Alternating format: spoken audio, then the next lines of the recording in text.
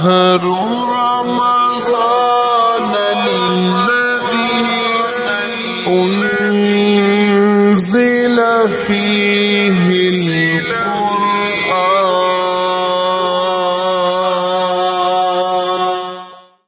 بسم اللہ الرحمن الرحیم. الحمدللہ وکفا وسلام علی عبادہ الذین اصطفیٰ. اما بعد. محترم ناظرین و سامعین، السلام علیکم ورحمۃ اللہ وبرکاتہ. آج کی ہماری گفتگو کا عنوان ہے وہ امور جن سے روزہ نہیں ٹوٹتا. بہت سارے لوگ کم علمی اور غلط فہمی کی وجہ سے بعض ایسے امور کے بارے میں بھی یہ سمجھتے ہیں کہ شاید ان سے روزہ ٹوٹ جاتا ہے، اور اس امر کے ارتکاب کے بعد پھر وہ کھانا کھا لیتے ہیں، پانی پی لیتے ہیں، جس کی وجہ سے پہلے تو روزہ نہیں ٹوٹا تھا لیکن اپنی کم علمی کی وجہ سے وہ اپنا روزہ ضائع کر دیتے ہیں. لہٰذا ہمارے لیے یہ ضروری ہے کہ ہمیں معلوم ہو کہ وہ کون سے امور ہیں جن کی وجہ سے روزہ نہیں ٹوٹتا.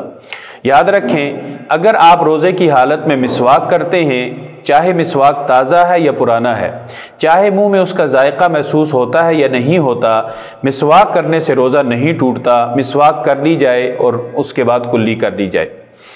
اسی طرح اگر آپ روزے کی حالت میں سر میں تیل لگاتے ہیں یا مونچھوں اور داڑھی کو تیل لگاتے ہیں یا تیل کے ذریعے سے سر کی اور بدن کی مالش کرتے ہیں، اس سے اگرچہ تیل مساموں کے ذریعے سے انسان کے بدن کے اندر جاتا ہے لیکن اس سے بھی روزہ نہیں ٹوٹتا. اس لیے کہ روزہ ٹوٹنے کے لیے ضروری ہے کہ حلق کے ذریعے سے یا ناک کے ذریعے سے یا کان کے ذریعے سے انسان کے جوف یعنی پیٹ کے اندر کوئی چیز یا دماغ کے اندر چلی جائے.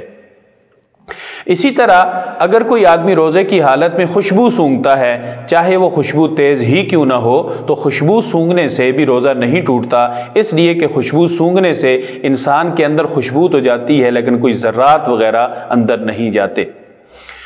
شدید گرمی، روزے کی حالت میں شدید گرمی ہے یا پیاس بہت زیادہ ہے اور اس کی وجہ سے کوئی آدمی کلی کرتا ہے، بار بار کلی کرتا ہے یا بار بار جا کے نہاتا ہے، ٹھنڈے پانی سے نہاتا ہے جس کی وجہ سے اسے راحت محسوس ہوتی ہے، اگرچہ اس نہانے سے بھی مساموں کے ذریعے سے پانی تو اندر جاتا ہے لیکن شرعاً اس سے روزہ نہیں ٹوٹتا.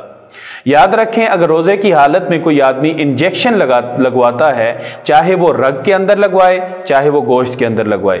اسی طرح روزے کی حالت میں اگر کوئی آدمی گلوکوز لگاتا ہے، ڈرپ لگواتا ہے، اس سے بھی روزہ نہیں ٹوٹتا. لیکن یہاں یہ بات قابل وضاحت ہے کہ یہ انجیکشن اور یہ ڈرپ بیماری کی وجہ سے ہو، نہ کہ روزے کی حالت میں اسپیشل طاقت کے لیے ہو جس سے روزے کی وجہ سے ہونے والی نقاہت اور کمزوری کو ختم کیا جائے اور طاقت حاصل کی جائے. ایسی ڈرپ کا اور ایسے انجیکشن کا روزے کی حالت میں استعمال ممنوع ہے. لیکن جو بیماری کی حالت میں لگوائی جاتی ہے، چاہے وہ انجیکشن ہو یا ڈرپ ہو، اس سے بھی روزہ نہیں ٹوٹتا.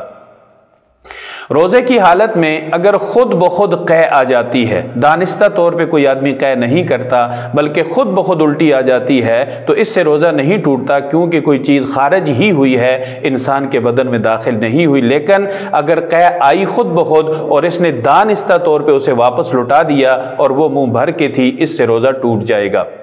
روزے کی حالت میں اگر کسی آدمی کو دانتوں سے خون نکل آتا ہے اور وہ خون باہر تھوک دیتا ہے، مسوڑوں سے خون نکل آتا ہے، وہ خون باہر تھوک دیتا ہے، اندر حلق کے اندر نہیں جاتا، تو اس سے بھی روزہ نہیں ٹوٹتا. اگر کسی آدمی کو روزے کی حالت میں رات کے وقت یا دن کے وقت احتلام ہو جاتا ہے سوتے میں بدخوابی کی وجہ سے، اس سے بھی روزہ نہیں ٹوٹتا.